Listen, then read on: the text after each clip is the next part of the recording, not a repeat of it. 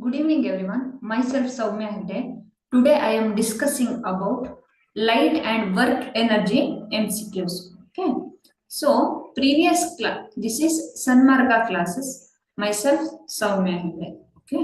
So today we are discussing about light and work energy. Okay. Previous class ಅಲ್ಲಿ ನಾವೇನ್ ಮಾಡಿದ್ವಿ discuss ಮಾಡಿದ್ವಿ ಏನನ್ನ ಡಿಸ್ಕಸ್ ಮಾಡಿದ್ವಿ ಲೈಟ್ ಅಂದ್ರೆ ಏನು ಅಲ್ವಾ ಲೈಟ್ ಅಂದ್ರೆ ಏನು ಆಮೇಲೆ ಲೈಟಿನ ಡಿಫ್ರೆಂಟ್ ಲಾಸ್ ಅನ್ನ ನಾವು ಏನ್ ಮಾಡಿದ್ವಿ ಹೇಳಿ ಡಿಸ್ಕಸ್ ಮಾಡ್ಕೊಂಡು ಹೋಗಿದ್ವಿ ಓಕೆ ಅದಕ್ಕೂ ಪ್ರೀವಿಯಸ್ ಕ್ಲಾಸ್ ಅಲ್ಲಿ ಅದಕ್ಕೂ ಹಿಂದಿನ ಕ್ಲಾಸ್ ಅಲ್ಲಿ ನಾವೇನನ್ನ ಸ್ಟಡಿ ಮಾಡಿದ್ವಿ ವರ್ಕ್ ಅಂಡ್ ಎನರ್ಜಿಯನ್ನು ಸ್ಟಡಿ ಮಾಡಿದ್ವಿ ವರ್ಕ್ ಅಂಡ್ ಎನರ್ಜಿಯಲ್ಲಿ ಟೈಪ್ಸ್ ಯಾವುದು ವರ್ಕ್ ಅಂಡ್ ಎನರ್ಜಿ ಅಂದ್ರೆ ಏನು ಅದರ ಯೂನಿಟ್ ಏನು ಅನ್ನೋದನ್ನ ಕನ್ನಡದಲ್ಲಿ ಮತ್ತೆ ಇಂಗ್ಲಿಷ್ ಅಲ್ಲಿ ಎರಡರಲ್ಲೂ ನಾನು ಎಕ್ಸ್ಪ್ಲೇನ್ ಮಾಡಿದ್ದೆ ಸಿನಾಪ್ಸಿಸ್ ಅನ್ನ ಬಿಡಿಸಿದ್ದೆ ಓಕೆ ಇವತ್ತು ನಾವು ಎರಡು ಟಾಪಿಕ್ ಅನ್ನ MCQs ಅನ್ನ ತಗೊಳ್ತಾ ಹೋಗ್ತೀವಿ ಓಕೆ ಅದನ್ನ ಡೀಟೇಲ್ ಆಗಿ ನಾವೇನ್ ಮಾಡ್ತೀವಿ ಹೇಳಿ ಸ್ಟಡಿ ಮಾಡ್ಕೊಂಡು ಹೋಗ್ತೀವಿ ಇದೇನ್ ಕ್ವಶನ್ ಅನ್ನ ತಗೊಂಡಿದ್ದೀನಿ ಎಲ್ಲವೂ ಪ್ರೀವಿಯಸ್ ಇಯರ್ ಕ್ವಶನ್ ಪೇಪರ್ ಅನ್ನ ರೆಫರ್ ಮಾಡಿ ತೆಗೆದಿರುವಂತ ಕ್ವಶನ್ಗಳು ಸೊ ಈ ಕ್ಲಾಸ್ ಅಲ್ಲಿ ನಾನು ಏನ್ ಮಾಡ್ತೀನಿ ಲೈಟ್ ದ MCQs ಅನ್ನ ಫಸ್ಟ್ ಸಾಲ್ವ್ ಮಾಡ್ತೀನಿ ಅದಾದ್ಮೇಲೆ ವರ್ಕ್ ಅಂಡ್ ಎನರ್ಜಿ MCQs ಅನ್ನ ಸಾಲ್ವ್ ಮಾಡ್ಕೊಂಡು ಬರ್ತೀನಿ okay so today I am discussing about light MCQ light ಇದು ಮಲ್ಟಿಪಲ್ ಚಾಯ್ಸ್ ಕ್ವಶನ್ ಬಹು ಆಯ್ಕೆ ಪ್ರಶ್ನೆಗಳೇನಿದೆ ಇದನ್ನ ನಾವು ಸಾಲ್ವ್ ಮಾಡ್ಕೊಂಡು ಹೋಗ್ತೀನಿ ಓಕೆನಾ okay next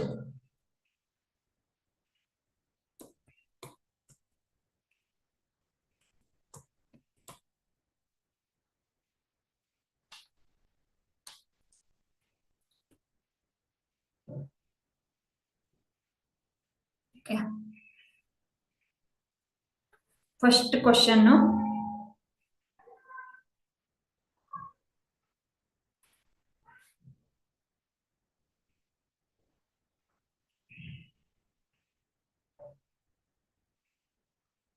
The shape of the shadow changes according to ನೆರಳಿನ ಆಕಾರವು ಯಾವುದನ್ನ ಏನಾಗುತ್ತೆ ಹೇಳಿ ಅಕಾರ್ಡಿಂಗ್ ಟು ಯಾವುದರ ಮೂಲಕ ಅದು ಚೇಂಜ್ ಆಗುತ್ತೆ ಅಂತ shape of the shadow okay the position of the source of light the position of object the intensity of light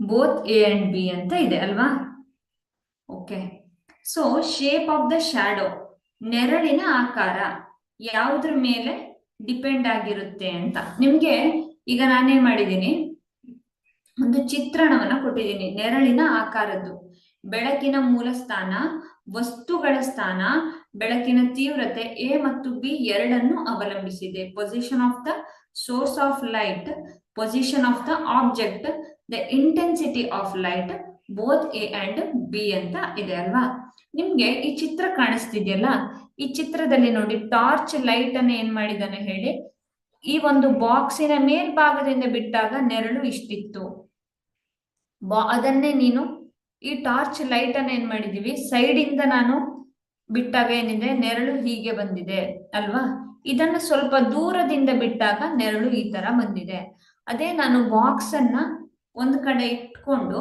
ಏನ್ ಮಾಡಿದೀನಿ ಹೇಳಿ ಟಾರ್ಚಿನ ಲೈಟ್ ಇಂದ ಏನ್ ಮಾಡ್ತಾ ಇದ್ದೀನಿ ಪೊಸಿಷನ್ ಆಫ್ ದ ಲೈಟ್ ಅನ್ನ ಚೇಂಜ್ ಮಾಡ್ಕೊಂಡು ಹೋಗ್ತೀನಿ ಓಕೆನಾ ಅಂದ್ರೆ ಆಬ್ಜೆಕ್ಟ್ ಅನ್ನ ಎಲ್ಲೋ ಇಟ್ಕೋತೀನಿ ಈಗ ನನ್ನ ಕೈ ಇದೆ ಅಂತ ಅನ್ಕೊಳ್ಳಿ ಹತ್ರ ಇಡುವಾಗ ನೆರಳಿನ ಆಕಾರ ಒಂದ್ ತರ ಇರುತ್ತೆ ದೂರ ಇರುವಾಗ ಏನಿರುತ್ತೆ ಒಂದು ತರ ಇರುತ್ತೆ ಅಂದ್ರೆ ಪೊಸಿಷನ್ ಆಫ್ ದ ಆಬ್ಜೆಕ್ಟ್ ಹೌದು ಇನ್ನೊಂದು ಟಾರ್ಚ್ ಅನ್ನ ಹತ್ರ ಇಟ್ಟಾಗ ನೆರಳು ಒಂಥರ ದೂರ ಇಟ್ಟಾಗ ಒಂಥರ ಬೆಳಕು ಹೇಗೆ ಒಂದು ಸೋರ್ಸ್ ಮೇಲೆ ಅಂದ್ರೆ ಒಂದು ವಸ್ತು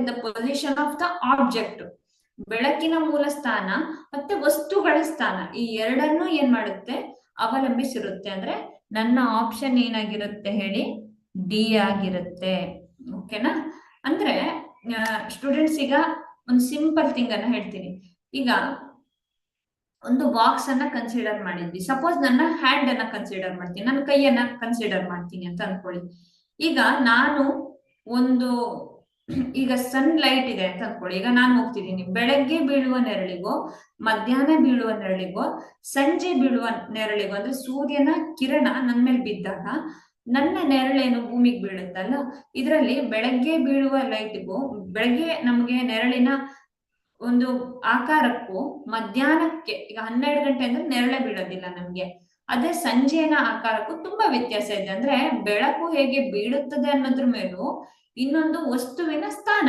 ನಾನ್ ಎಲ್ಲಿದ್ದೀನಿ ಅನ್ನೋದ್ರ ಮೇಲೂ, ಈ ಎರಡರ ಮೇಲೂ ಏನಾಗುತ್ತೆ, ಡಿಪೆಂಡ್ ಆಗಿರುತ್ತೆ ಶೇಪ್ ಆಫ್ ದ ಶಾಡೋ. ಓಕೆನಾ?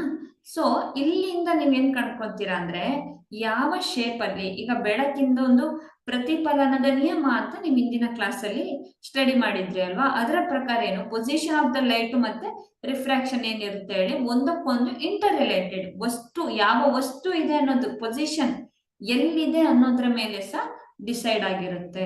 Okay, next question. The light changes its direction when it is abstracted by the object. This phenomenon is called. Okay. ನೋಡಿ, ಬೆಳಕು ಒಂದು ವಸ್ತುವಿನಿಂದ ಅಡಚಣೆಗೊಳಗಾದಾಗ ಅದರ ದಿಕ್ಕನ್ನ ಬದಲಾಯಿಸುತ್ತದೆ ಅಂತ ಇದೆ ಅಲ್ವಾ. ಬೆಳಕು ಒಂದು ವಸ್ತುವಿನ ಮೂಲಕ ಹಾದೋಗ್ಬೇಕು. ಈಗ ಇಲ್ಲಿ ನಿಮಗೆ ಕಾಣಿಸ್ತಿದೆ, ಈ ಚಿತ್ರದಲ್ಲಿ ಕಾಣಿಸ್ತಿದೆ. ಈಗ ಇಲ್ಲೊಂದು ಲೈಟ್ ಇದೆ ಅಲ್ವಾ,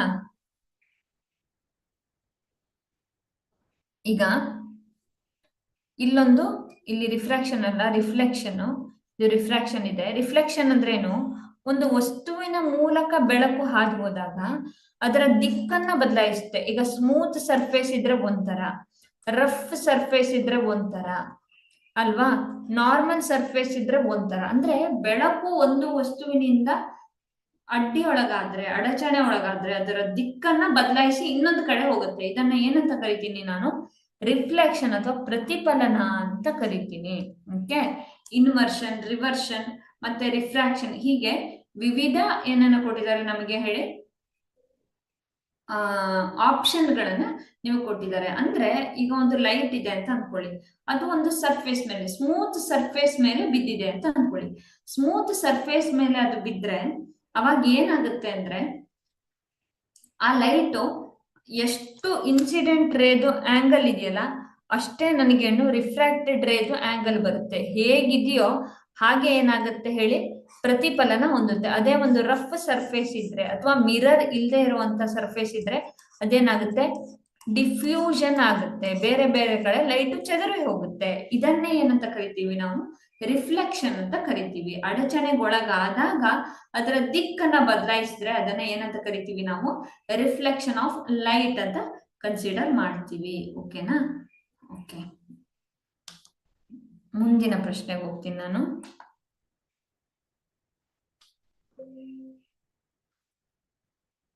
The angle of incident is dash to angle of reflection. Okay. ಈ ಚಿತ್ರದಲ್ಲಿ ಕಾಣಿಸ್ತಿದೆ ನಿಮಗೆ ನೋಡಿ, ಇನ್ಸಿಡೆಂಟ್ ರೇ ಮತ್ತೆ ರಿಫ್ಲೆಕ್ಟೆಡ್ ರೇ, ದಿಸ್ ಇಸ್ ರಿಫ್ರಾಕ್ಟೆಡ್ ರೇ ಅಲ್ವಾ. ಪತನ ಕೋನ ಮತ್ತೆ ಪ್ರತಿಫಲಿತ ಕೋನ ಏನಿರುತ್ತೆ ಅಂತ, ಒಂದು ಹೆಚ್ಚಿರುತ್ತೆ, ಯಾವುದಕ್ಕೆ ಸಮನಾಗಿರುತ್ತೆ ಅಂತ ಇದೆ ಅಲ್ವಾ.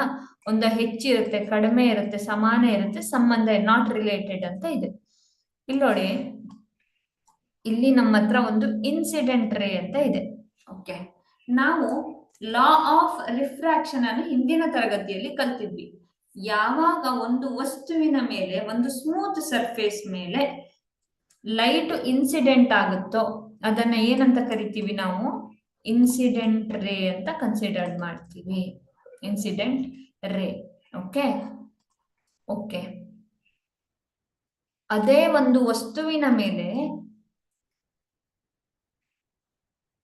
ಒಂದು ಸ್ಮೂತ್ ಸರ್ಫೇಸ್ ಮೇಲೆ ಬಿದ್ದಂತಹ ಬೆಳಕು ಏನಾಗುತ್ತೆ ಹೇಳಿ, ರಿಫ್ಲೆಕ್ಟ್ ಆಗುತ್ತೆ. ಇದನ್ನ ಪ್ರತಿಫಲಿತ ಕೋನ ಅಂತ ಕರಿತೀವಿ.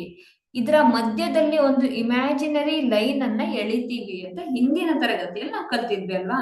ಅಂದ್ರೆ ಆಂಗಲ್ ಆಫ್ ಇನ್ಸಿಡೆಂಟ್, ಲೈಟ್ ಬೀಳುವಂತಹ ಏನು ಕೋನ, ಪತನ ಕೋನ, ಅದು ಮತ್ತೆ ಲೈಟ್ ಏನಾಗುತ್ತೆ, ಪ್ರತಿಫಲನ ಆಗುವಂತಹ ಕೋನ. ಇವೆರಡನ್ನ ಕನ್ಸಿಡರ್ ಮಾಡಿದ್ರೆ ಹೇಗೆ ಇರುತ್ತದೆ, ಒಂದು ಹೆಚ್ಚು ಕಡಿಮೆ ಸಮಾನ ಸಂಬಂಧವಿಲ್ಲ, ಏನಿರುತ್ತೆ ಅಂತ. ಎರಡು ಏನಿರುತ್ತೆ ಹೇಳಿ, ಸೇಮ್ ಇರುತ್ತೆ. ಇಲ್ಲಿ ನೋಡಿ θ1 ಇಸ್ ಈಕ್ವಲ್ಸ್ ಟು θ2. ಈ ಚಿತ್ರದಲ್ಲಿ ಇನ್ಸಿಡೆಂಟ್ ರೇ ಇನ್ನೊಂದು ಸ್ಮೂತ್ ಸರ್ಫೇಸ್ ಮೇಲಿದೆ ಅಲ್ವಾ, ಸ್ಮೂತ್ ಸರ್ಫೇಸ್ ಮೇಲಿದೆ, ಅದು ರಿಫ್ಲೆಕ್ಟೆಡ್ ರೇ. ಓಕೆನಾ, ಈ ರಿಫ್ಲೆಕ್ಟೆಡ್ ರೇ ಎರಡು ಏನಿರುತ್ತೆ ಸಮಾನವಾಗಿರುತ್ತೆ. ಪತನ ಕೋನ ಮತ್ತೆ ಪ್ರತಿಫಲಿತ ಕೋನ ಎರಡು ಸಮಾನವಾಗಿ ಇರುತ್ತೆ. ಇದನ್ನ ಎಲ್ಲಿಂದ ನಾವು ತಗೊಳ್ತೀವಿ ಹೇಳಿ, ಲಾ ಆಫ್ ರಿಫ್ರಾಕ್ಷನ್ ಇಂದ. ಅಂದ್ರೆ ಒಂದು ಏನ್ ಬೀಳುತ್ತಲ್ಲ, ರೇ ಏನ್ ಬೀಳುತ್ತೆ ಒಂದು ಸರ್ಫೇಸ್ ಮೇಲೆ, ಅದು ಇನ್ಸಿಡೆಂಟ್ ರೇ. ಯಾವುದು ರಿಫ್ಲೆಕ್ಷನ್ ಪ್ರತಿಫಲನ ಹೊಂದುತ್ತೋ ಅದನ್ನ ಪ್ರತಿಫಲಿತ ಕೋನ ಅಂತ ಕರಿತೀವಿ, ರಿಫ್ಲೆಕ್ಟೆಡ್ ರೇ ಅಂತ ಕರಿತೀವಿ. ಇವೆರಡರ ಮಧ್ಯೆ ಒಂದು ಇಮ್ಯಾಜಿನರಿ ಲೈನ್ ಅನ್ನು ಡ್ರಾ ಮಾಡ್ತೀವಿ. ಆ ಲೈನ್ ಅನ್ನು ಸಾಮಾನ್ಯ ಅಥವಾ ಕಾಮನ್ ಲೈನ್ ಅಂತ ಕನ್ಸಿಡರ್ ಮಾಡ್ತೀವಿ. ಈ ಎರಡು ಲೈನ್ ಇಂದ ಕನ್ಸಿಡರ್ ಮಾಡಿ ಈ ಸಾಮಾನ್ಯ ಏನ್ ಗೆರೆ ಇದೆಯಲ್ಲ, ಇಲ್ಲಿಂದ ಇನ್ಸಿಡೆಂಟ್ ರೇ ಎಷ್ಟಿದೆ, ಇಲ್ಲಿಂದ ರಿಫ್ಲೆಕ್ಟೆಡ್ ರೇ ಎಷ್ಟಿದೆ ಅನ್ನೋದನ್ನ ನೋಡ್ತೀವಿ. ಓಕೆ, ಇವೆರಡನ್ನ ನೋಡಿದಾಗ ಇನ್ಸಿಡೆಂಟ್ ರೇ ಮತ್ತೆ ರಿಫ್ಲೆಕ್ಟೆಡ್ ರೇ ಎರಡಕ್ಕೂ ಏನಿರುತ್ತೆ, ಎರಡರ ಮಧ್ಯದ ಆಂಗಲ್ ಕೋನ ಏನಿದೆಯಲ್ಲ ಸೇಮ್ ಇರುತ್ತೆ. ಇದನ್ನ ಏನಂತ ಕರಿತೀವಿ, ಪತನ ಕೋನಕ್ಕೆ ಪ್ರತಿಫಲಿತ ಕೋನ ಸಮಾನವಾಗಿದೆ ಅಂತ ಕನ್ಸಿಡರ್ ಮಾಡ್ತೀವಿ. ಓಕೆನಾ? ಓಕೆ, ಮುಂದೆ the image formed by the mirror, the right of an object appears as left. Left is considered right. Okay.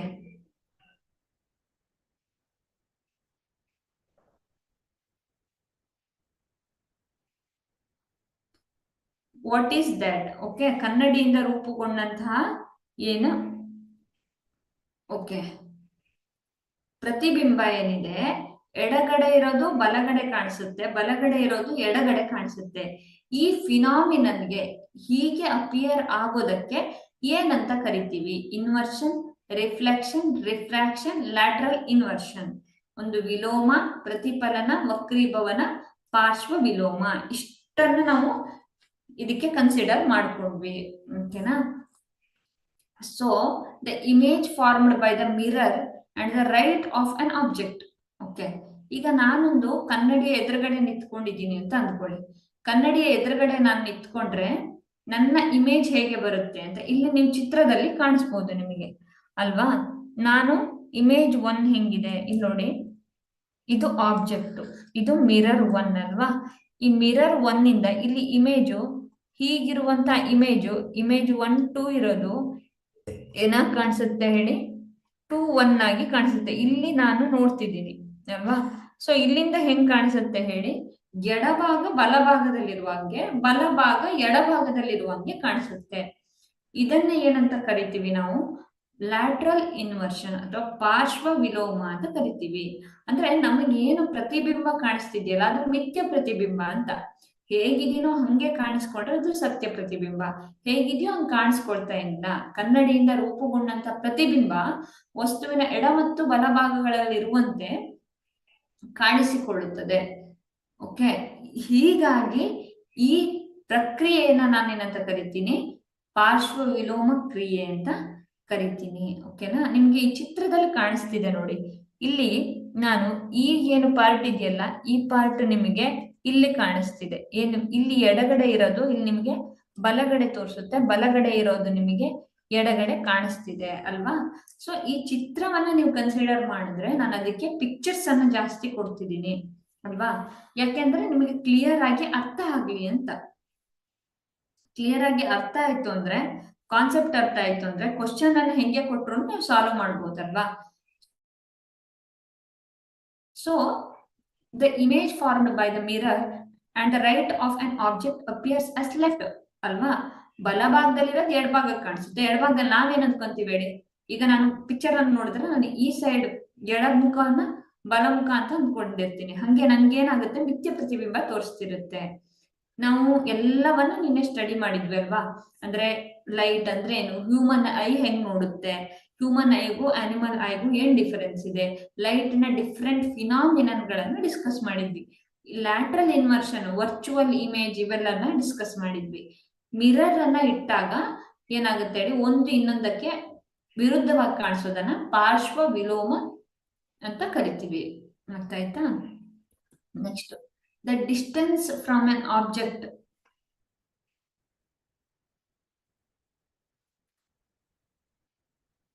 The distance from the object to plane of the mirror is to the distance of the mirror is to the distance of image from the mirror. ವಸ್ತುವಿನಿಂದ ಕನ್ನಡಿಯ ಸಮತಲಕ್ಕೆ ಇರುವ ಅಂತರವು ಕನ್ನಡಿಯ ಅಂತರದಿಂದ ಪ್ರತಿಬಿಂಬದ ಅಂತರಕ್ಕೆ ಇರುವ ಅಂತರಕ್ಕೆ ಹೆಂಗಿರುತ್ತೆ ಅಂತ. ಓಕೆ, ಇದು ಕ್ವಶನ್ ಸ್ವಲ್ಪ ಏನಿದೆ ಹೇಳಿ, ನಿಮಗೆ ಕನ್ಫ್ಯೂಸ್ ಆಗೋ ತರ ಇದೆ. ಓಕೆ, ಇಲ್ಲಿ ನೋಡಿ, ನಾನೀಗ ಒಂದು ಚಿತ್ರವನ್ನ ಬಿಡಿಸ್ತೀನಿ.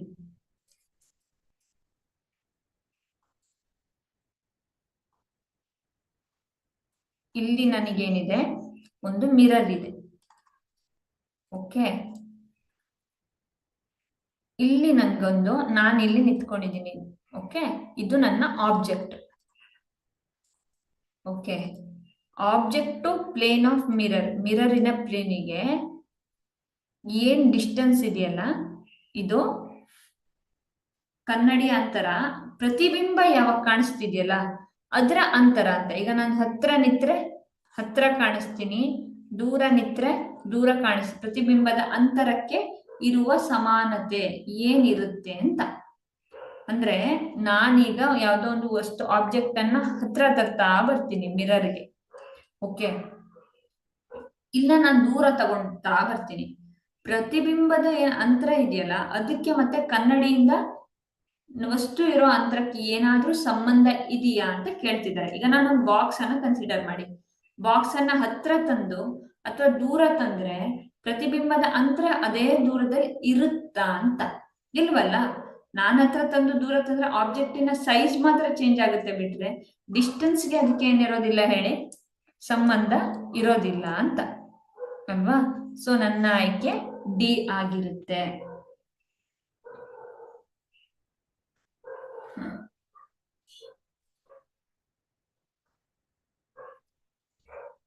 ಓಕೆ, ಮುಂದಿನ question. The size of the image in the mirror is equal to, ಕನ್ನಡಿಯಲ್ಲಿರುವ ಪ್ರತಿಬಿಂಬದ ಗಾತ್ರ, size of the object irrespective of size of the plane, mirror size. Okay, ಇನ್ನೊಂದು ಪ್ಲೇನ್ ಮಿರರ್ಗಿಂತ ದೊಡ್ಡದು ಅಂತ. ಕನ್ನಡಿಯಲ್ಲಿರುವಂತ ಪ್ರತಿಬಿಂಬದ ಗಾತ್ರ ಏನಿರುತ್ತೆ ಅಂತ. ಓಕೆ, ಕನ್ನಡಿಯಲ್ಲಿರುವಂತ ಪ್ರತಿಬಿಂಬದ ಗಾತ್ರ ಏನಿರುತ್ತೆ ಅಂತ. ಓಕೆ, ಏನಿರುತ್ತೆ ಅಂದ್ರೆ size of the image is equals to, mirror ಹೆಂಗಿದ್ಯೋ ಅದ್ರ ಮೇಲೆ ಡಿಪೆಂಡ್ ಆಗಿರುತ್ತಾ. ಇಲ್ಲಿ ನೋಡಿ, ಇಲ್ಲೊಂದು ಮಡಿಕೆ ಇದೆ ನಿಮ್ಗೆ ಅಲ್ವಾ. ಒಂದು ಮಡಿಕೆ ಇದ್ರೆ ಅದು ಒಂದು ಕನ್ನಡಿಯಲ್ಲೇ ಇಟ್ಟಿದ್ದೀನಿ. ಇಲ್ಲೊಂದು ದೊಡ್ಡ ಕನ್ನಡಿ ಇಟ್ಟಿದ್ದೀನಿ, ಇಲ್ಲೊಂದು ಚಿಕ್ಕ ಕನ್ನಡಿ ಇಟ್ಟಿದ್ದೀನಿ. Okay, size of the object, ಈಗ ನಾನು ಇಲ್ಲಿ ಒಂದು ಮಡಿಕೆನ ಇಟ್ಟಿದ್ದೀನಿ, ಇಲ್ಲೊಂದು ಸಣ್ಣ ಬಾಲ್ ಅನ್ನ ಇಟ್ಟಿದ್ದೀನಿ ಅಂದ್ಕೊಳ್ಳಿ. ಈ ಚಿಕ್ಕ ಕನ್ನಡಿ ನೀವು ನೋಡ್ತೀರಾ, ಇನ್ನೊಂದು ದೊಡ್ಡ ಕನ್ನಡಿಯಲ್ಲಿ ನೋಡ್ತೀರಾ ಅಂತ ಕನ್ಸಿಡರ್ ಮಾಡಿ. ಓಕೆನಾ?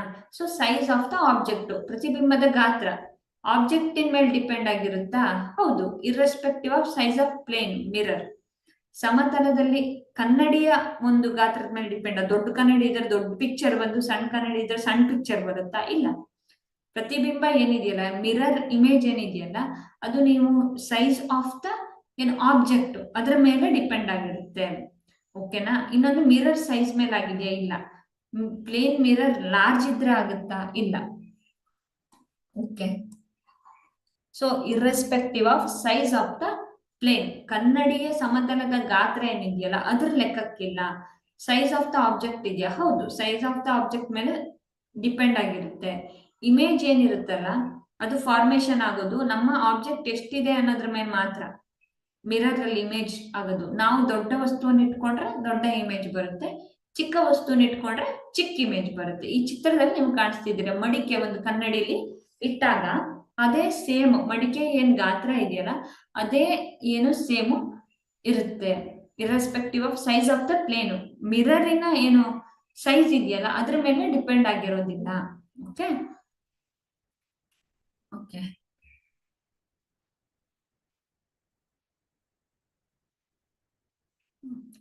Next, if you want to form multiple image dash plane mirror is kept in angle. Okay, ನೀವು ಮಲ್ಟಿಪಲ್ ಬಹು ಚಿತ್ರಗಳನ್ನ ರೂಪಿಸಲು ಬಯಸಿದ್ರೆ ಸಮತಲ ಕನ್ನಡಿಯನ್ನ ಎಷ್ಟು ಕನ್ನಡಿಯನ್ನ ಇಡಬೇಕು ಅನ್ನೋದನ್ನ ಸಿಂಪಲ್ ಕ್ವಶನ್ ಕೇಳಿದ್ದಾರೆ ಅಲ್ವಾ.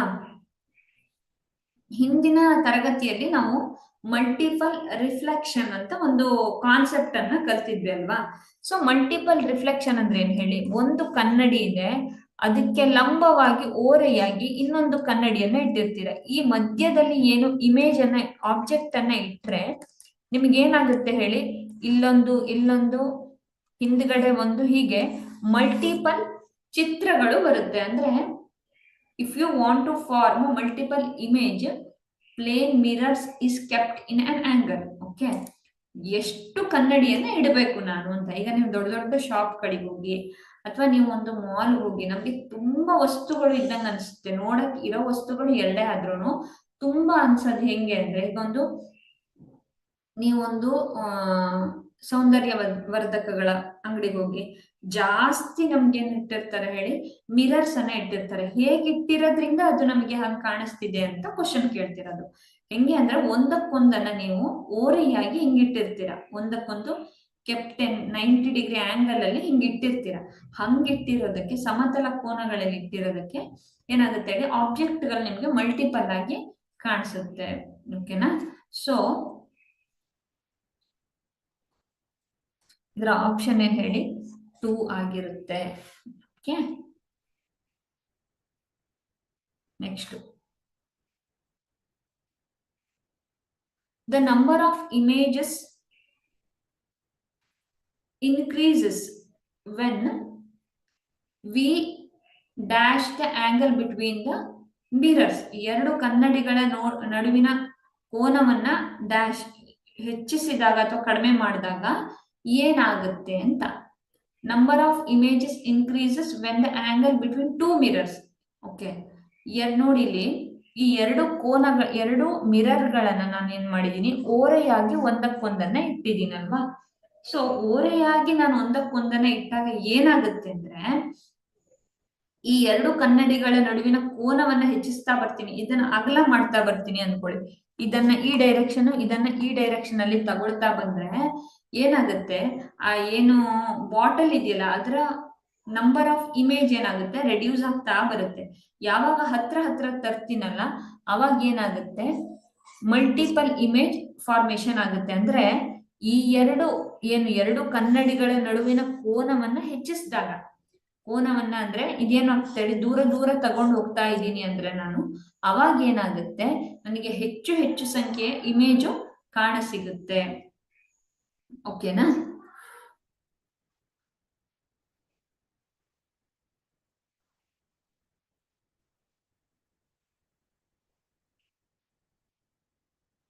ಓಕೆ, ಇಲ್ಲಿವರೆಗೆ ಕ್ಲಿಯರ್ ಆಯ್ತಾ. ಓಕೆ, ನೆಕ್ಸ್ಟ್ ಕ್ವಶನ್ ಹೋಗೋಣ. The real view of mirror in vehicle are. Okay, ವಾಹನಗಳಲ್ಲಿ ನೈಜ ನೋಟವು ಪೀನ ಮಸೂರದಲ್ಲಿದೆ, ನಿಮ್ನ ಮಸೂರದಲ್ಲಿದೆ, ಸಮತಲದಲ್ಲಿದೆ, ಮೇಲಿನ ಯಾವುದು ಅಲ್ಲ. The real view of mirror in vehicles are convex, concave, plane, none of the above ಅಂತ ಇದೆ. ಓಕೆನಾ. ವಾಹನಗಳಲ್ಲಿ ಕನ್ನಡಿಯ ನೈಜ ನೋಟವು ಪೀನ ಮಸೂರದಲ್ಲಿ ಕಾಣಿಸುತ್ತೋ, ನಿಮ್ನ ಮಸೂರದಲ್ಲಿ ಕಾಣಿಸುತ್ತೋ, ಸಮತಲದಲ್ಲಿ ಕಾಣಿಸುತ್ತೋ, ಅಥವಾ ಯಾವುದು ಅಲ್ವೋ ಅಂತ. ಈಗ ಇಮೇಜ್ ಕಾಣಿಸ್ತಿದೆ ನಿಮಗೆ ಅಲ್ವಾ, ನಿಮ್ಮ ಮುಂದೆ ಒಂದು ಇಮೇಜ್ ಇದೆ. ಈ ಇಮೇಜ್ ಅಲ್ಲಿ ನೋಡಿ, ಒಂದು ವಾಹನದ ಒಂದು ವೆಹಿಕಲ್ ಇದೆ ಅಂದ್ರೆ ಅದರ ಗ್ಲಾಸ್ ಅನ್ನ ನಾವಿಲ್ಲಿ ನೋಡ್ತಾ ಇದ್ದೀವಿ ಅಲ್ವಾ. ಇಲ್ಲಿ ನಿಮಗೆ ಇಮೇಜ್ ಕಾಣಿಸ್ತಿದೆ ಅಲ್ವಾ, ಅದರಿಂದ ನಿಮಗೆ ರಿಯಲ್ ವ್ಯೂ ಕಾಣಿಸಕ್ಕೆ, ಅಂದ್ರೆ ವಾಹನಗಳಲ್ಲಿ ಬಳಸುವಂತ ಕನ್ನಡಿಯಲ್ಲಿ ಅವ್ರು ಕೇಳ್ತಿರೋದು ಯಾವ ಒಂದು ಮಿರರ್ ಅನ್ನ ಯೂಸ್ ಮಾಡ್ತೀವಿ, ನಿಮ್ನ ಮಸೂರನು, ಪೀನ ಮಸೂರನು, ಅಥವಾ ನಾರ್ಮಲ್ ಆಗಿ ಪ್ಲೇನ್ ಮಿರರ್ ಅನ್ನ ಯೂಸ್ ಮಾಡ್ತಿದೀವಿ ಅಂತ. ಓಕೆ, ಈಗ ನಿಮ್ನ ಅಥವಾ ಪೀನ ಅಂದ್ರೆ ಏನು ಅಂತ ನೋಡ್ತೀವಿ ನಾವು. ಕಾನ್ವೆಕ್ಸ್ ಅಂದ್ರೆ ನೋಡಿ, ಇಲ್ಲಿ ಉಬ್ಬಾಗಿರುತ್ತೆ. ಇದು ಕಾನ್ಕೇವ್ ಅಂದ್ರೆ ಏನಿರುತ್ತೆ ಹೇಳಿ, ಒಳಗಡೆ ಇರುತ್ತೆ. ಅರ್ಥ ಆಯ್ತಾ. ಸೊ ಇಲ್ಲಿ ಏನಾಗುತ್ತೆ, ಈ ಏನು ವಾಹನ ಬರ್ತಿದೆಯಲ್ಲ, ನನ್ನ ಹಿಂದೆ ಬರ್ತಿರೋಂತಹ ವಾಹನ, ಅದು ನಂಗೆ ಸ್ವಲ್ಪ ಹತ್ರ ಬಂದಂಗ ಅನ್ಸುತ್ತೆ. ಅರ್ಥ ಆಯ್ತಾ? ಸೊ ನನಗೆ ಅದರ ನೈಜ ನೋಟ ಗೊತ್ತಾಗುತ್ತೆ. ಹಂಗಾಗಿ ಏನ್ ಮಾಡ್ತೀವಿ, ವೆಹಿಕಲ್ ಅಲ್ಲಿ ಕಾನ್ವೆಕ್ಸ್ ಲೆನ್ಸ್ ಅನ್ನ ಬಳಸ್ತೀವಿ. ಅರ್ಥ ಆಯ್ತಾ?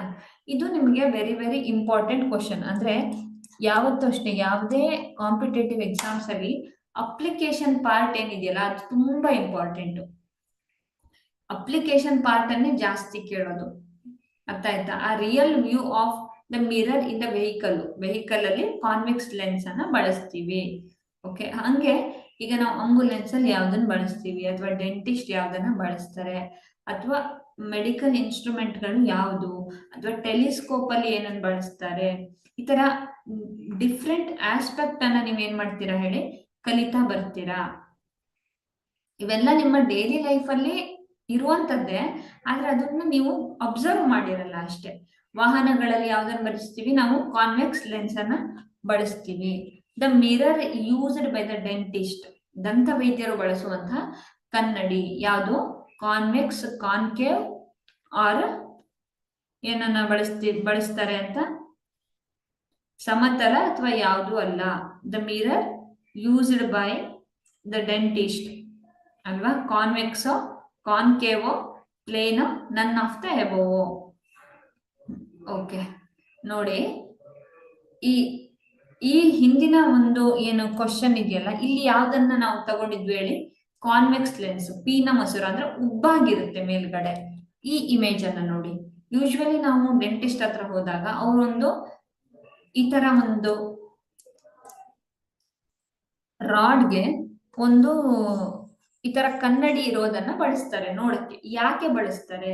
ಈಗ ನಮ್ಮ ಹಲ್ಲೇನಿದೆಯಲ್ಲ, ಈ ಹಲ್ಲಿನ ಶೇಪ್ ಏನಿರುತ್ತೆ, ಈ ಶೇಪ್ ಅವರಿಗೆ ನಾರ್ಮಲ್ ಆಗಿ ಸೈಜ್ಗಿಂತ ಇನ್ನೊಂಚೂರು ದೊಡ್ಡದಾಗಿ ಕಾಣಿಸ್ಬೇಕು ಅವರಿಗೆ.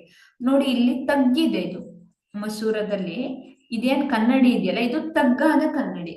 ಹಿಂದಿಂದು ಕಾನ್ವೆಕ್ಸ್, ಇಲ್ಲಿ ಏನಿರುತ್ತೆ ಹೇಳಿ, ಕಾನ್ಕೇವ್. ಓಕೆ, ಸೊ ಡೆಂಟಿಸ್ಟ್ ಗಳು ಯಾವ್ದನ್ನ ಬಳಸ್ತಾರೆ, ಕಾನ್ಕೇವ್. ಯಾಕೆ ಹೇಳಿ, ಅವರಿಗೆ ಸೈಜ್ ತುಂಬಾ ದೊಡ್ಡದಾಗಿ ಕಾಣಿಸಿದಾಗ ಕ್ಯಾವಿಟಿ ಇರ್ಬೋದು ಅಥವಾ ಏನು ಪ್ರಾಬ್ಲಮ್ ಇದೆ ಅನ್ನೋದು ಕ್ಲಿಯರ್ ಆಗಿ ಕಾಣಿಸುತ್ತೆ. ಯಾವಾಗ ಲೈಟ್ ನಿಮ್ನ ಮಸೂರದ ಮೇಲೆ, ಕಾನ್ಕೇವ್ ಮಿರರ್ ಮೇಲೆ ಬೀಳುತ್ತೋ ಅವಾಗ ಏನಾಗುತ್ತೆ, size of the object increase ಆಗುತ್ತೆ. ಅಂದ್ರೆ ಇದು ಏನ್ ಮಾಡುತ್ತೆ ಹೇಳಿ, ಬೆಳಕನ್ನ ಕ್ರೋಢೀಕರಿಸುತ್ತೆ. ಕಾನ್ವೆಕ್ಸ್ ಅಲ್ಲಿ ಏನಾಗುತ್ತೆ, ಓಪನ್ ಆಗುತ್ತೆ. ಹಂಗಾಗಿ ನಂಗೆ ದೂರ ಬರ್ತಾ ಇರೋ ಏನೋ ವಾಹನ ಇದೆಯಲ್ಲ, ಇದ್ರ ಇಮೇಜ್ ತುಂಬಾ ಸಣ್ಣದಾಗಿ ಕಾಣಿಸ್ತಿರುತ್ತೆ ವೆಹಿಕಲ್ ಅಲ್ಲಿ. ಬಟ್ ಇಲ್ಲಿ ಏನಾಗುತ್ತೆ, ಸಣ್ಣದಾಗಿ ಕಾಣಿಸ್ಬಾರ್ದು, ನನಗೆ ಎನ್ಲಾರ್ಜ್ ಆಗಿ ಕಾಣಿಸ್ಬೇಕು. ಸೋ ದಟ್ ನನ್ನ ಏನು ಡೆಂಟಲ್ ಪ್ರಾಬ್ಲಮ್ ಏನಿದೆಯಲ್ಲ ಈಸಿಯಾಗಿ ಅರ್ಥ ಆಗ್ಬೇಕು. ಹಾಗಾಗಿ ಕಾನ್ಕೇವ್ ಲೆನ್ಸ್ ಅನ್ನ ಯೂಸ್ ಮಾಡ್ತೀವಿ, ಮಿರರ್ ಅನ್ನ ಯೂಸ್ ಮಾಡ್ತೀವಿ. ಓಕೆ,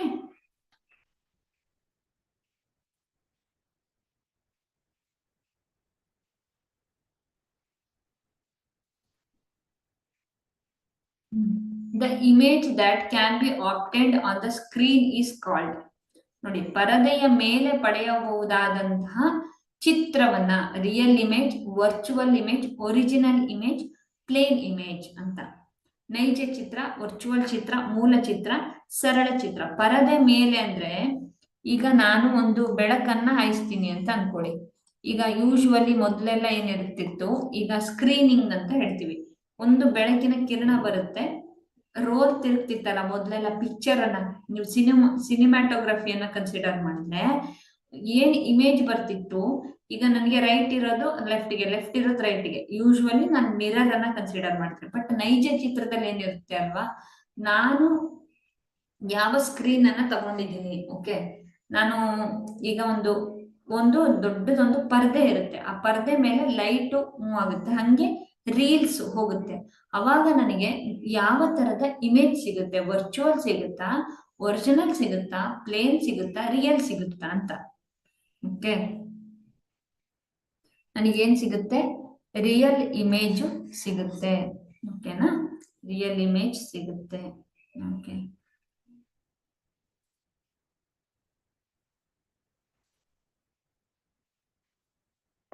ಮುಂದಿನ ಪ್ರಶ್ನೆ. The image that can be obtained on the screen but can be viewed in mirror is called. Okay, ಪರದೆ ಮೇಲೆ ಪಡೆಯಕ್ ಆಗದೆ ಇರುವಂತದ್ದು ಮತ್ತು ಕನ್ನಡಿಯಲ್ಲಿ ನೋಡಬಹುದಾದಂಥದ್ದು. ಕೆಲವೊಂದು ಇಮೇಜ್ಗಳನ್ನ ನೀವು ಪರದೆ ಮೇಲೆ ನೋಡಕ್ ಆಗಲ್ಲ.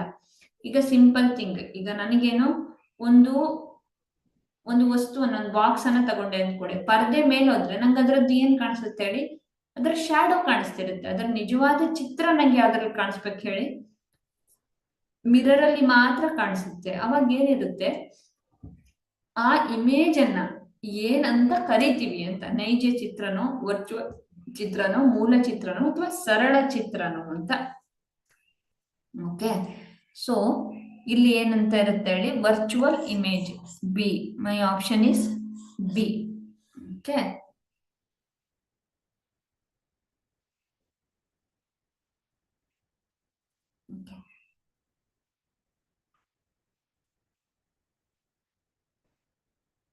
the image that can't be obtained on the screen but can be viewed on mirror. ಇದೇನ್ ಹೇಳಿ? Virtual image. The reflection from the smooth surface is called.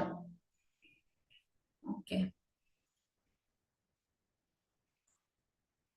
reflection from the smooth surface is called dash reflection. ಪ್ರತಿಫಲನ ನಯವಾದ ಮೇಲ್ಮೈಯಿಂದ ಪ್ರತಿಫಲನವನ್ನು dash ಎಂದು ಕರೆಯಲಾಗುತ್ತದೆ. Regular, irregular, reverse, inverse. ಪ್ರತಿಫಲನ, ಅನಿಯಮಿತ, ನಿಯಮಿತ, ವಿಲೋಮ ಏನಂತ ಕರಿತೀವಿ ಅಂತ.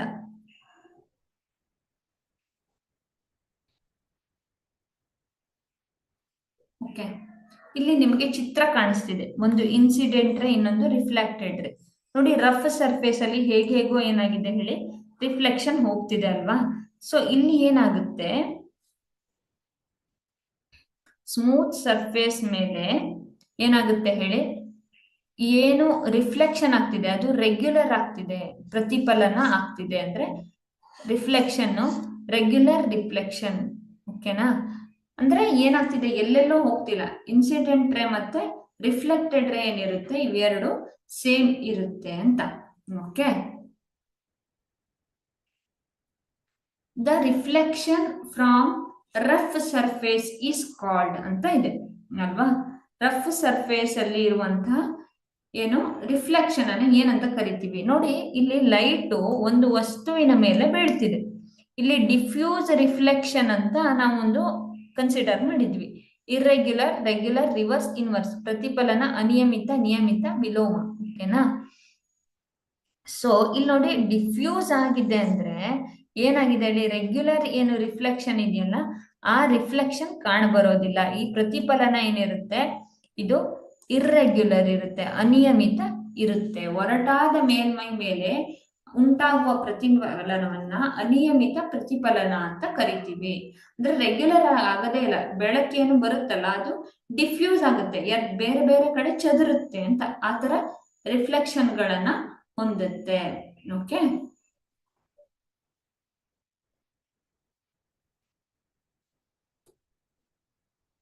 ಇಲ್ಲಿ ನೋಡಿ, ಇದು ರೆಗ್ಯುಲರ್ ರಿಫ್ಲೆಕ್ಷನ್. ನಯವಾದ ಮೇಲ್ಮೈ ಮೇಲೆ ಪ್ರತಿಫಲನವನ್ನ ಏನಂತ ಕರಿತೀವಿ ನಾವು? ರೆಗ್ಯುಲರ್ ರಿಫ್ಲೆಕ್ಷನ್ ಅಂತ ಕರಿತೀವಿ. ರೆಗ್ಯುಲರ್ ಪ್ರತಿಫಲನ, ನಿಯಮಿತ ಪ್ರತಿಫಲನ ಅಂತ. ಯಾವುದು ರಿಫ್ಲೆಕ್ಷನ್ ರಫ್ ಸರ್ಫೇಸ್ ಮೇಲೆ ಆಯಿತು ಅದನ್ನ ಅನಿಯಮಿತ ಪ್ರತಿಫಲನ ಅಂತ ಕರಿತೀವಿ. Okay, next, what will be the angle of reflection when angle of incident is 60 degree? ಪತನ ಕೋನ 60 ಡಿಗ್ರಿ ಇದ್ರೆ ಪ್ರತಿಫಲಿತ ಕೋನ ಎಷ್ಟಾಗಿರುತ್ತೆ ಅಂತ. ಮೈ ಆಪ್ಷನ್ ಇಸ್ 0, 30, 60, 90. ಓಕೆ, ಸೊ ಇಲ್ಲಿ ಒಂದು ಪ್ಲೇನ್ ಇದೆ ಅಂತ ಅನ್ಕೊಳ್ಳಿ. ಇಲ್ಲಿಂದ ಒಂದು ಇನ್ಸಿಡೆಂಟ್ ರೇ ಬಂದಿದೆ, IR. ಇಲ್ಲಿ ಏನಾಗಿದೆ, ರಿಫ್ಲೆಕ್ಟೆಡ್ ರೇ ಇದೆ ಅಲ್ವಾ? ಓಕೆ, ಇಲ್ಲಿ ಮಧ್ಯೆ ಒಂದು ಕಾಮನ್ ಲೈನ್ ಅನ್ನ ಡ್ರಾ ಮಾಡಿದ್ದೀನಿ ನಾನು, ಇಮ್ಯಾಜಿನ್ ಲೈನ್. ಇಲ್ಲಿಂದ ಇದನ್ನ θ1 ಅಂತ ಕನ್ಸಿಡರ್ ಮಾಡ್ತೀನಿ, ಇದನ್ನ θ2 ಅಂತ ಕನ್ಸಿಡರ್ ಮಾಡ್ತೀನಿ.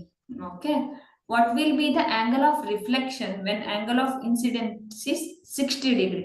60 ಡಿಗ್ರಿ ಇದ್ದಾಗ ಪತನ ಕೋನ ಮತ್ತೆ ಪ್ರತಿಫಲಿತ ಕೋನ ಎಷ್ಟಿರುತ್ತೆ ಅಂತ, ಎರಡು ಹೆಂಗಿರುತ್ತೆ ಅಂತ. ಓಕೆ, ನಮಗೆ ಗೊತ್ತು θ1 ಈಸ್ ಈಕ್ವಲ್ಸ್ ಟು theta 2. ಇದು 60 ಡಿಗ್ರಿ ಇದ್ರೆ ಇದು ಏನಿರುತ್ತೆ 60 ಡಿಗ್ರಿ ಇರುತ್ತೆ. What will be the angle of reflection when angle of incident is 60 degree? ಓಕೆನಾ? ಸೊ ಪತನ ಕೋನ ಮತ್ತೆ ಪ್ರತಿಫಲಿತ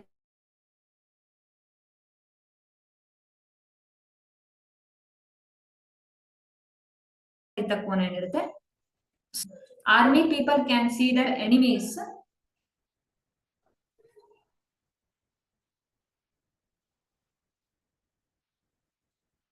army people can see their enemies while hiding themselves with the help of ಅಂತ ಇದೆ.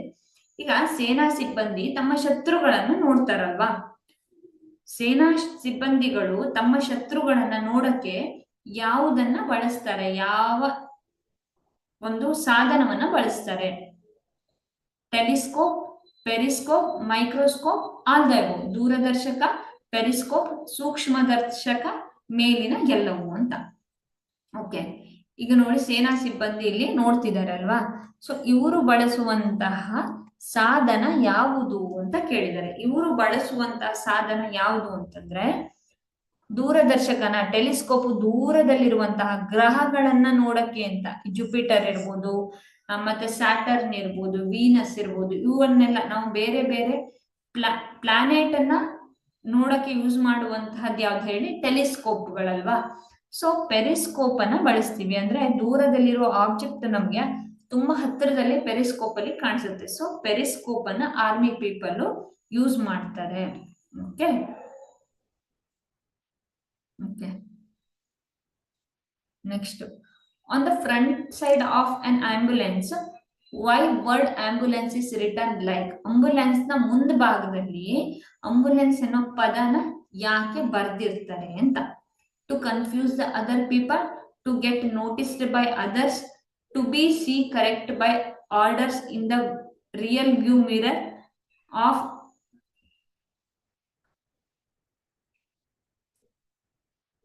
others. Okay, mirror of the vehicle ahead to give the way. Okay, ಇನ್ನೊಂದೇನು all the above ಅಂತ ಹೇಳಿದ್ದಾರೆ. ಓಕೆ, ಆಲ್ ದ ಅಬೋವ್ ಯಾವುದು ಇದರಲ್ಲಿ ಸರಿ ಅಂತ.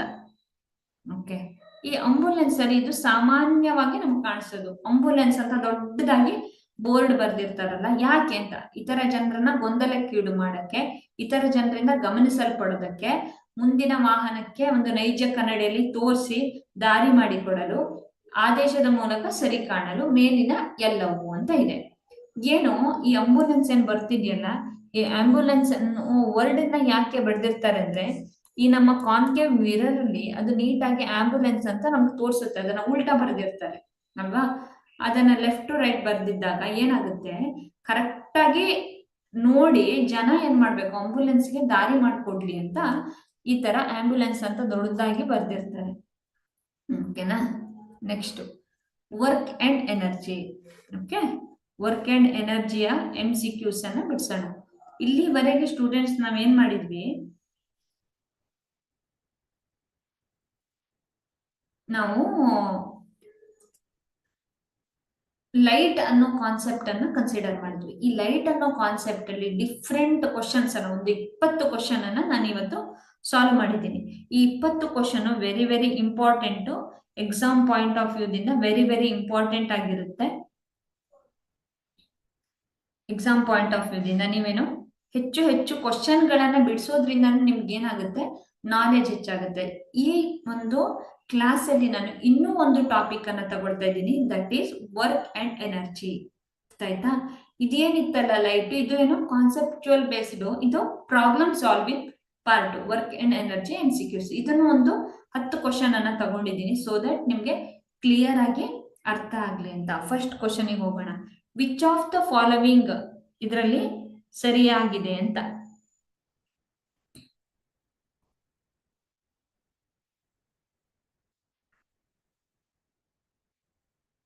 The inner portion of the spoon acts as concave mirror. Okay, the outer portion of the acts as convex mirror. The mirror which contain curved reflection surface is spherical mirror. Okay, all of the above ಅಂತ ಇದೆ.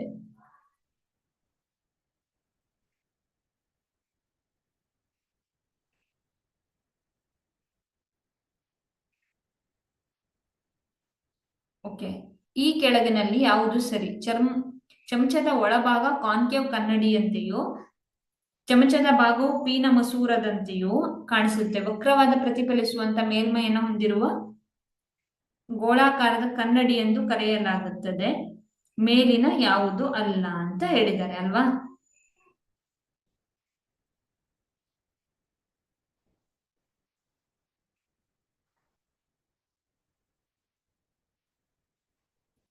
Okay, ಏನ್ ಕಾಣಿಸುತ್ತೆ? ಒಳಗಡೆ concave ಕನ್ನಡಿಯಂತೆ ವರ್ತಿಸುತ್ತೆ, ಹೊರಗಡೆದು ಏನ್ ಅನ್ಸುತ್ತೆ ಹೇಳಿ?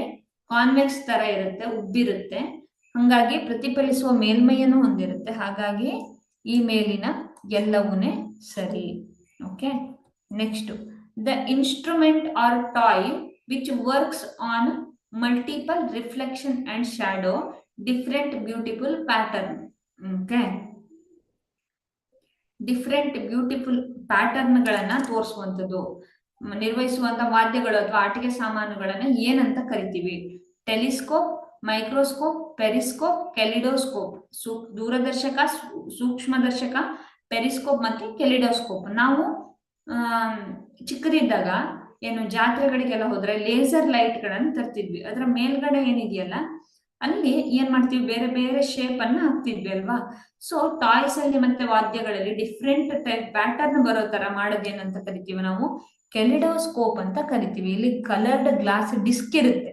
ಯಾವಾಗ ಒಂದು ಇಮೇಜ್ ಹೋಗುತ್ತಲ್ಲ, ಈ ಇಮೇಜ್ ಹೋದ್ರೆ ಅದು ಡಿಫ್ರೆಂಟ್ ಲೈಟ್ ಆಗಿ ಪ್ಯಾಟರ್ನ್ ಆಗಿ ಬೇರೆ ಬೇರೆ ರೀತಿಯ ಪ್ರತಿಫಲನವನ್ನ ಹೊಂದುವಾಗೆ ಇಲ್ಲಿ ಟ್ರಾನ್ಸ್ಪರೆಂಟ್ ಗ್ಲಾಸ್ ಡಿಸ್ಕ್ ಇರುತ್ತೆ. ಯಾವಾಗ ಈ ಒಂದು ಪೀಪ್ ಹೋಲ್ ಇರುತ್ತೆ, ಕಾರ್ಡ್ ಬೋರ್ಡ್ ಟ್ಯೂಬ್ ಇರುತ್ತಲ್ಲ, ಇದರ ಮೂಲಕ ಈ ಗ್ಲಾಸ್ ಏನಿರುತ್ತೆ ಇಲ್ಲಿ ಡಿಫ್ರೆಂಟ್ ಕಲರ್ಸ್ ಇರುತ್ತೆ. ಇದು ಹಾಯ್ದು ಹೋದಾಗ ನಮಗೆ ಬೇರೆ ಬೇರೆ ಕಲರ್ಗಳು ಕಾಣಿಸುತ್ತೆ. ಇದನ್ನ ಕೆಲಿಡೋಸ್ಕೋಪ್ ಅಂತ ಕರಿತೀವಿ. Okay, a bowl gets heated by a bowl gets heated by the heat generated when mixture is used for few minutes. A mixture bowl is heated by the heat generated due to the friction. R is right reason for statement A. Okay, R is the right reason for statement A. R is not the right reason of statement A. Statement A is not at all related to R. Statement A is wrong reason, R is right. Okay, first one, R is the right reason of statement A. ಅಂದ್ರೆ simple thing, ಒಂದು ಮಿಕ್ಸಿಯಲ್ಲಿ ನಾವು ಬಳಸಿದಾಗ ಉತ್ಪತ್ತಿ ಆಗುವ ಶಾಖದಿಂದ bowl ಬಿಸಿ ಆಗುತ್ತೆ. ಇದು ಯಾವ್ದ್ರಿಂದ? ಮಿಶ್ರಣದ ಬಟ್ಟಲು ಮತ್ತೆ ಘರ್ಷಣೆ ಎರಡಿರುತ್ತಲ್ಲ. ಈಗ ಬಟ್ಲು ಮತ್ತೆ ಮಿಕ್ಸಿದ ಮುಚ್ಚಳ ಏನಿರುತ್ತೆ, ಇದು ಎರಡರ ಮಧ್ಯೆ ಏನು ಘರ್ಷಣೆಯಿಂದ ಉಂಟಾಗುತ್ತೆ, ಏನು ಒಳಗಡೆ ಇರುವಂತಹ ಬೌಲ್ ಮತ್ತೆ ಇದರಿಂದ. ಮೊದಲನೇ ಉತ್ತರ ಸರಿಯಾಗಿದೆ. Okay, a person carries 14 kg LPG cylinder through steps of 12 meter to the first floor of the work done is ಅಂತ ಕೇಳಿದ್ದಾರೆ. ಓಕೆ, ಒಂದು ವ್ಯಕ್ತಿ 14 kg LPG ಸಿಲಿಂಡರ್ನ 12 ಮೀಟರ್ ಮೆಟ್ಟಿಲುಗಳ ಮೂಲಕ ತಗೊಂಡು ಹೋಗ್ತಾನೆ. ಎಷ್ಟು ಕೆಲಸ ಆಗಿದೆ ಅಂತ. Okay, W is equals to F into S mg into S. S ಅಂದ್ರೆ ಏನ್ ಹೇಳಿ? ಎಷ್ಟು ಡಿಸ್ಟೆನ್ಸ್ ಹೋಗಿದ್ದಾನೆ ಅಂತ. M ಅಂದ್ರೆ ಏನು ಹೇಳಿ? 14 kg ಮಾಸ್. ಇಲ್ಲಿ G ಅಂದ್ರೆ ಏನ್ ಹೇಳಿ? 10 metre second inverse, 10 metre per second gravitational force. ಇನ್ನೊಂದು 12. ಟೋಟಲ್ ಏನಿರುತ್ತೆ ಹೇಳಿ? 1860.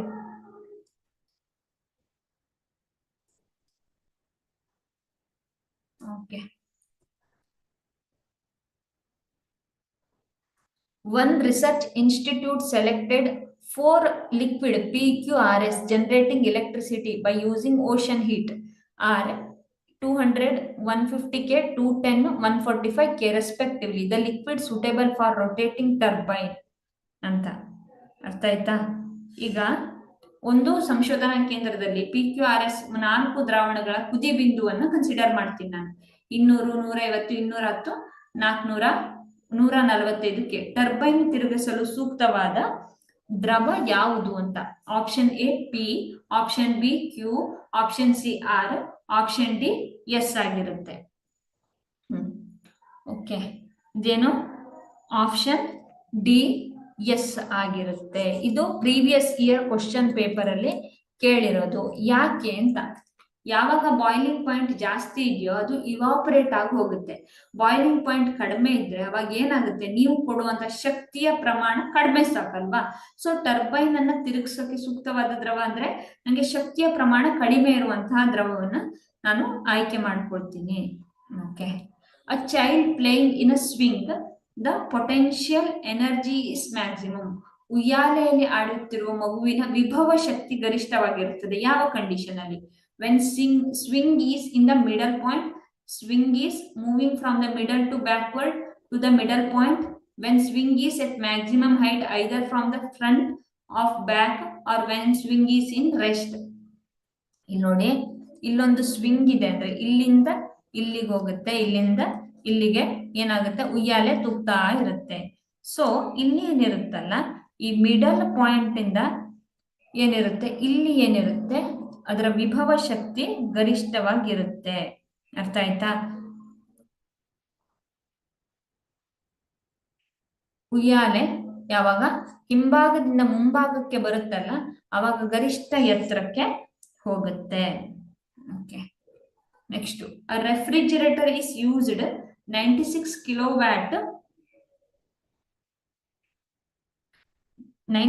kilowatt electricity in a month at the rate 8 hours per day, then electricity power is. ಒಂದು ರೆಫ್ರಿಜಿರೇಟರ್ ಅನ್ನ ಕನ್ಸಿಡರ್ ಮಾಡಿದ್ರೆ ಆ ರೆಫ್ರಿಜಿರೇಟರ್ ಏನ್ ಮಾಡುತ್ತೆ ಹೇಳಿ?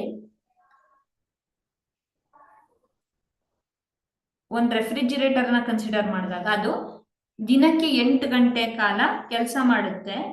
ದಿನಕ್ಕೆ 8 ಗಂಟೆಗಳ ಕಾಲ ಕೆಲಸ ಮಾಡೋದಲ್ಲದೆ ಏನ್ ಮಾಡುತ್ತೆ ಹೇಳಿ, ಅದು ಎಷ್ಟು ದಿನಕ್ಕೆ 96 ಕಿಲೋವ್ಯಾಟ್ ಅನ್ನ ಬಳಸುತ್ತೆ.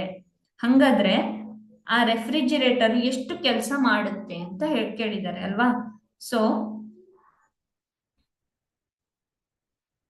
ಓಕೆ, ಇಲ್ಲಿ ಏನು 96 into 8 ಅನ್ನ ಮಾಡಿದಾಗ ಏನು 400 ವ್ಯಾಟ್ ಕೆಲಸ ಮಾಡುತ್ತೆ ಅದು. ಆಯ್ತಾ? That is P is equals to E by T, that is P into T is equals to E. Okay.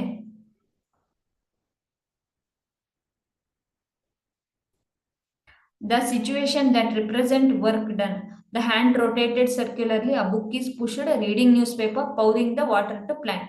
ಕೈಗಳನ್ನು ವೃತ್ತಾಕಾರವಾಗಿ ತಿರುಗಿಸಲಾಗುತ್ತದೆ, ಪುಸ್ತಕವನ್ನು ತಳ್ಳಲಾಗುತ್ತದೆ, ಸುದ್ದಿ ಪತ್ರಿಕೆ ಓದೋದು, ಇನ್ನೊಂದು ಸಸ್ಯಕ್ಕೆ ನೀರು ಸುರಿಯೋದು. ಇವೆಲ್ಲದರಲ್ಲಿ ಯಾವ್ದು ವರ್ಕ್ ಡನ್ ಅಂತ? ರೊಟೇಷನ್ ಮಾಡ್ತಿದೆ ಅಂದ್ರೆ ನೀವೇನ್ ಮಾಡ್ತೀರಾ, ಎನರ್ಜಿ ಅಪ್ಲೈ ಮಾಡ್ತಿಲ್ಲ. ರೀಡಿಂಗ್ ನ್ಯೂಸ್ ಪೇಪರ್ ಅಂದ್ರೂ ಏನಿಲ್ಲ ಹೇಳಿ, ನೀವು ಎನರ್ಜಿ ಅಪ್ಲೈ ಮಾಡ್ತಿಲ್ಲ. ವಾಟರ್ಗೆ ಸಸ್ಯಕ್ಕೆ ನೀರನ್ನ ಹಾಕ್ತಿದ್ದೀರಾ ಅಂದ್ರೆ ಅದೂ ಏನು ವರ್ಕ್ ಡನ್ ಅಲ್ಲ. ಪುಸ್ತಕವನ್ನ ತಳ್ಳೋದಿದೆಯಲ್ಲ ಇದು ಕೆಲಸ ಮಾಡಿದಾಗ. ಯಾಕೆಂದ್ರೆ ವರ್ಕ್ ಡನ್ ಅಂದ್ರೆ ಡಿಸ್ಪ್ಲೇಸ್ಮೆಂಟ್ ಆಫ್ ಆಬ್ಜೆಕ್ಟ್ ಅನ್ನ ನೀವು ಡಿಸ್ಪ್ಲೇಸ್ ಮಾಡ್ತಿದ್ದೀರಾ. Okay, next, when a carriage of 15 kg is pushed in acceleration of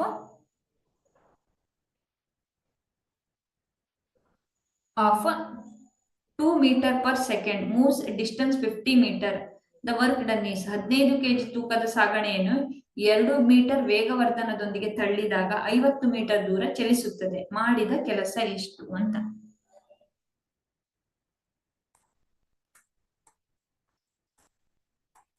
Okay, W is equals to F into S, that is 1500 joule or 1.5 kilojoule. Okay.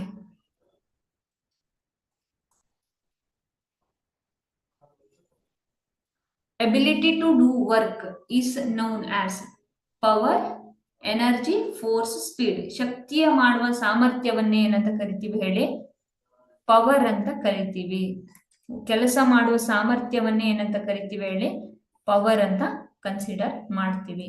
So students, ಇವತ್ತು ನಾವ್ ಏನೇನನ್ನ discuss ಮಾಡಿದ್ವಿ ಅಂದ್ರೆ work energy MCQs ಮತ್ತೆ light ನ MCQs ಅನ್ನ discuss ಮಾಡಿದ್ವಿ ನಾವು. Okay, so ಇಲ್ಲಿ ಏನಾಯ್ತು ಅಂದ್ರೆ ನಾವು ಡಿಫ್ರೆಂಟ್ ಆಸ್ಪೆಕ್ಟ್ ಗಳನ್ನ, ಅದರ ಅಪ್ಲಿಕೇಶನ್ ಅನ್ನ ಡಿಸ್ಕಸ್ ಮಾಡಿದ್ವಿ. ಓಕೆ, ಸೊ ಇದರಿಂದ ನಮ್ಗೆ ಏನಾಯ್ತು ಅಂದ್ರೆ ನಾವು ವರ್ಕ್ ಎನರ್ಜಿ ಮತ್ತೆ ವರ್ಕ್ ಎನರ್ಜಿ ಏನಿದೆಯಲ್ಲ ಇದು ಪ್ರಾಬ್ಲಮ್ ಸಾಲ್ವಿಂಗ್ ಪಾರ್ಟ್, ಲೈಟ್ ಏನಿದೆಯಲ್ಲ ಅದು ಕಾನ್ಸೆಪ್ಚುಯಲ್ ಪಾರ್ಟ್ ಏನಿದೆ, ಇವೆರಡನ್ನು ನೀವು ತುಂಬಾ ಡೀಟೇಲ್ ಆಗಿ MCQs ಅನ್ನ ಸ್ಟಡಿ ಮಾಡಿದ್ರಿ. Okay, and students from my side happy Raksha Bandhan. ಒಬ್ರಿಗೊಬ್ರು ಒಂದು ಒಂದು ರಕ್ಷಣೆಯನ್ನ ಕೊಡುವಂತ ಹಬ್ಬವಾಗಿ ನಾವು ರಕ್ಷಾ ಬಂಧನನ್ನ ಸೆಲೆಬ್ರೇಟ್ ಮಾಡ್ತಿದೀವಿ.